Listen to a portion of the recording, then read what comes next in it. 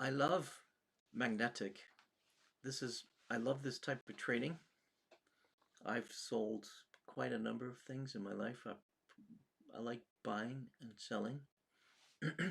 I love the principle of XRP. For example, I've created my own token called coffee. I buy coffee, I drink coffee, keeps me awake, keeps me alert, because markets can be very treacherous. I love the XRP network because it's based on very simple buying and selling different tokens. For example, I'll give you an example. We have a very nice token coming up called the SOL token. Excuse me. For example, this is my analysis of the market. So let it pop up. So I had previously purchased a position to buy solos right here. What I like to do is to go all the way back and see my previous history. You can clearly see when it first started off. It's always good to go all the way back to see its history, so you know that if you buy it at the lowest point, you take less risks. You always want to buy at the lowest point because you know that the risk is minimal. You're not going to risk, your portfolio. Always be aware. Always go all the way back because you can see the years. You can see 2022, 2023, 2024, 2025. You can look at the volume. So there was a high volume when they first started, and then people kind of went, I'm not so interested, so they sold their position and went into a different market, which was BAG, by the way. And here you can see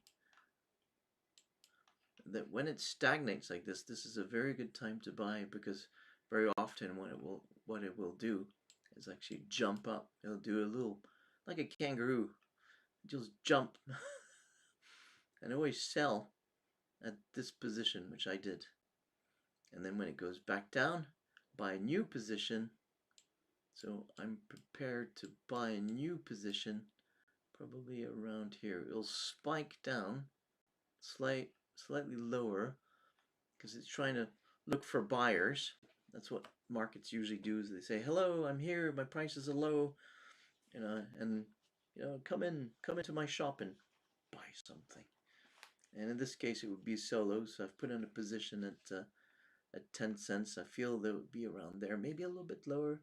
I'll keep an eye on it just in case it suddenly spikes down. It'll do a bit of a drop to grab people's attention before you get back into the market. So that's the trading psychology you want to have. And I always recommend you can either go short or long. Short means that you know you would buy at this position and you would smell that your previous high, so your previous high would be over here. So this is, it's going to be a selling position, selling position, selling position. Never go too high, because very often what happens is that most traders will pull out just before, so they make maximum profit. So always, be alert. Very often it could be done at like 3 in the morning. So let me see when this was done, because sometimes it's, and just to make you notice, this is a daily chart. Daily charts are better than hourly charts. I trade daily. I've always traded daily because there's less risks. You can actually clearly see what is happening on the market. If you trade per hour, it's at your own risk and peril. But if you trade daily, it's not as risky. Your hands don't shake. In this case, it's much easier for most people to understand that you buy low, sell high. In this case, you're going to have to wait a bit. You'll probably drop around here at this target point, and that's your good entry to head back upwards. You might have to wait a month or two, maybe a little bit more, maybe a little bit less. The XRP market is actually driving upwards above the $2. We're actually heading towards a bull run, and the bull run is when there's a lot of liquidity that's being brought into the market. So it's going to be really interesting. And Solo is Sologenic. Sologenic is a website. I don't know if it's up or running. Sologenic, I'll show it to you. This is the main, this is the other trading website. Oop, oh no, I don't think it works on, I have to go into Chrome. It works in Chrome better than a Microsoft browser. So anyways, this is the next good upcoming trade that's available for the general public.